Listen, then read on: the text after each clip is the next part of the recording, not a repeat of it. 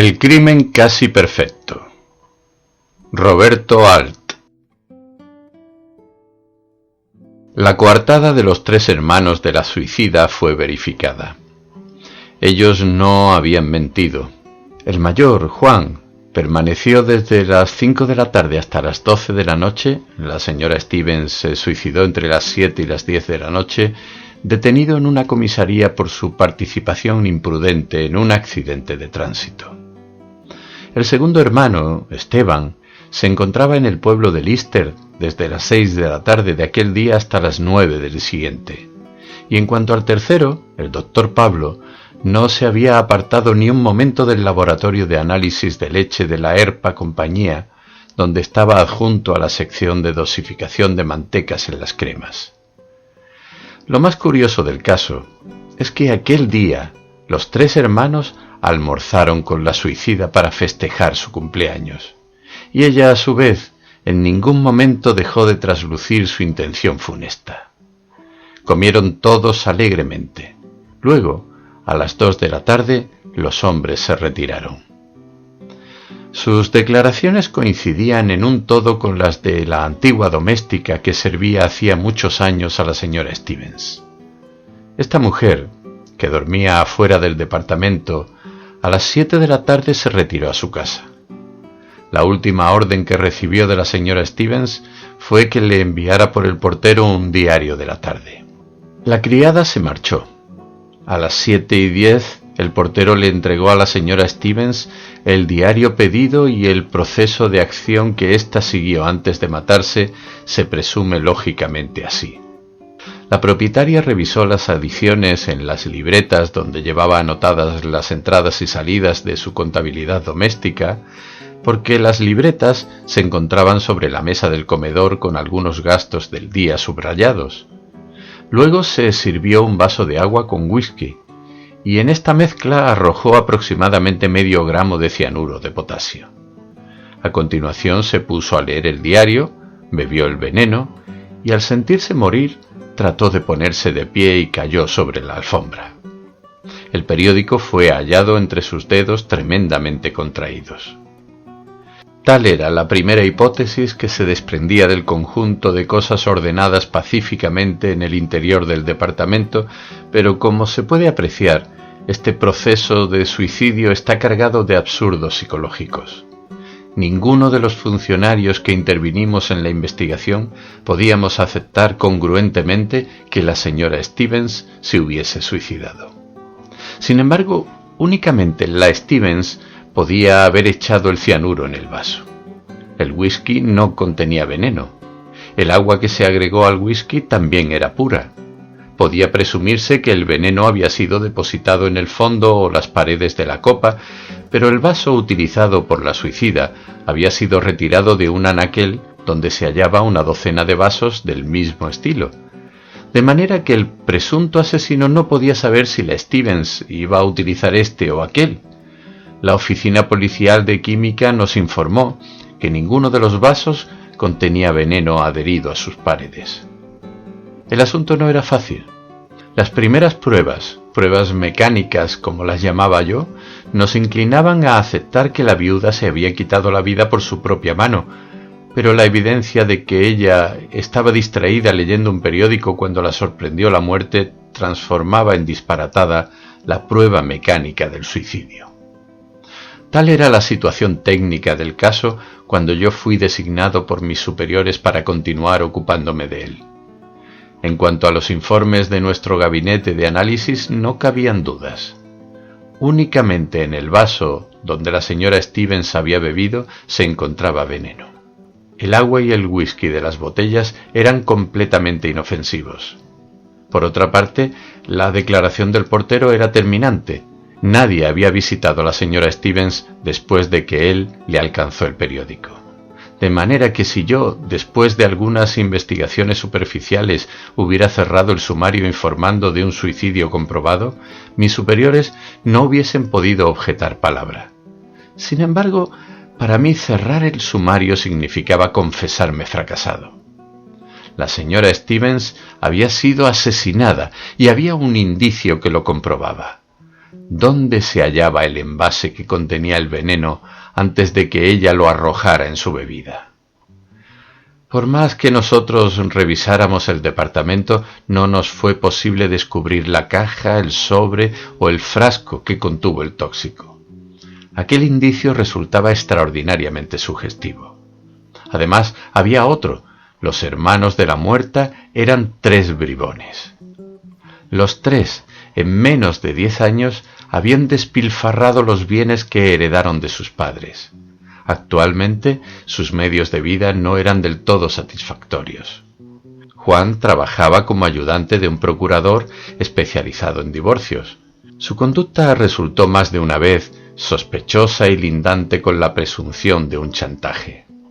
Esteban era corredor de seguros y había asegurado a su hermana en una gruesa suma a su favor.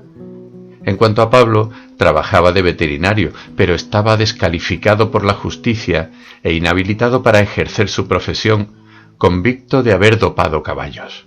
Para no morirse de hambre ingresó en la industria lechera. Se ocupaba de los análisis. Tales eran los hermanos de la señora Stevens.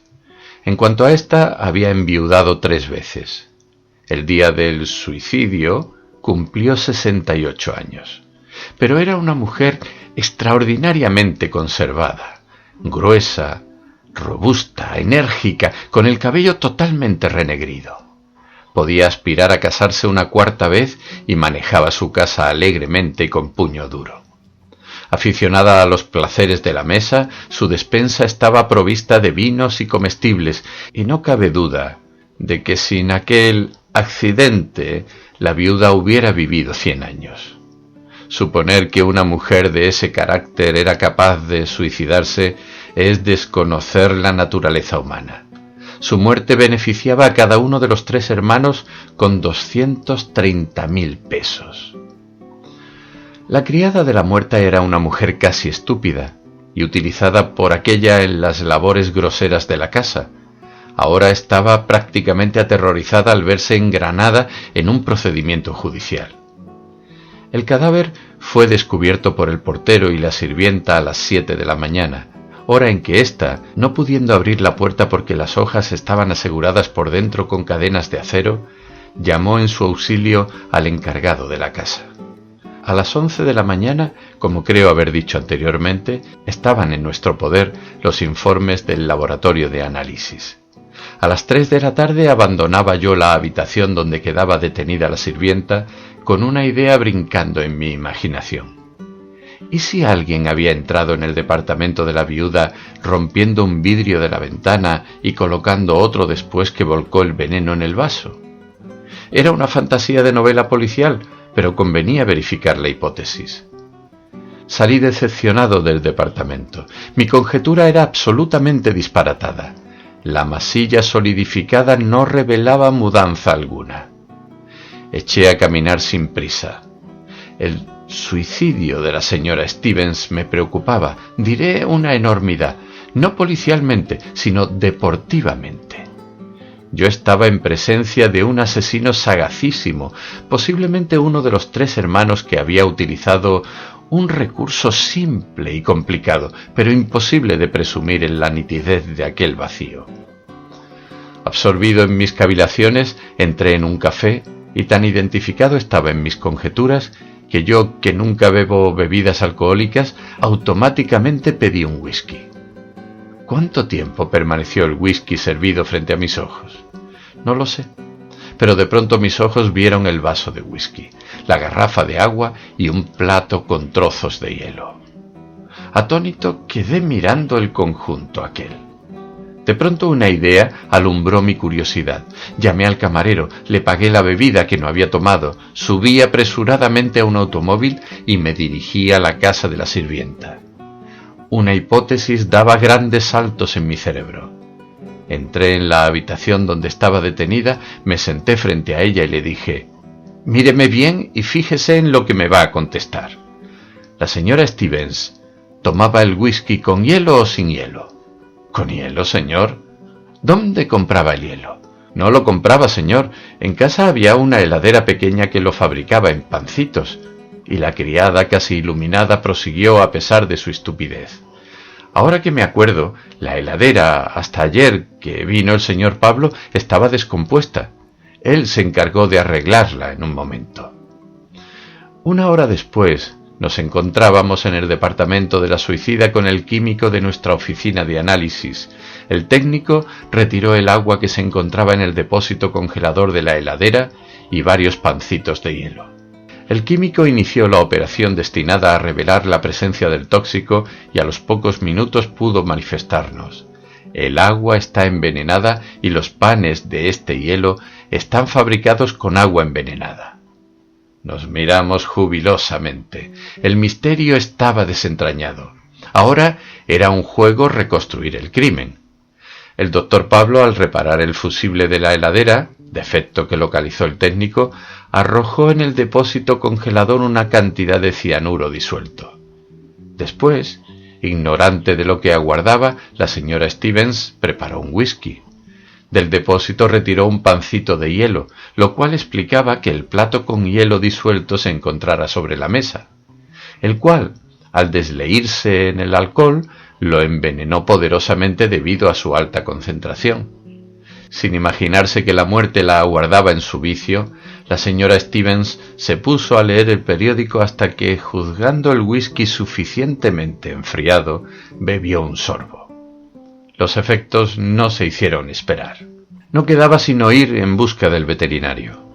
Inútilmente lo aguardamos en su casa. Ignoraban dónde se encontraba. Del laboratorio donde trabajaba nos informaron que llegaría a las 10 de la noche. A las 11, yo, mi superior y el juez nos presentamos en el laboratorio de la ERPA. El doctor Pablo, en cuanto nos vio comparecer en grupo, levantó el brazo como si quisiera anatemizar nuestras investigaciones, abrió la boca y se desplomó inerte junto a la mesa de mármol. Había muerto de un síncope. En su armario se encontraba un frasco de veneno. Fue el asesino más ingenioso que conocí.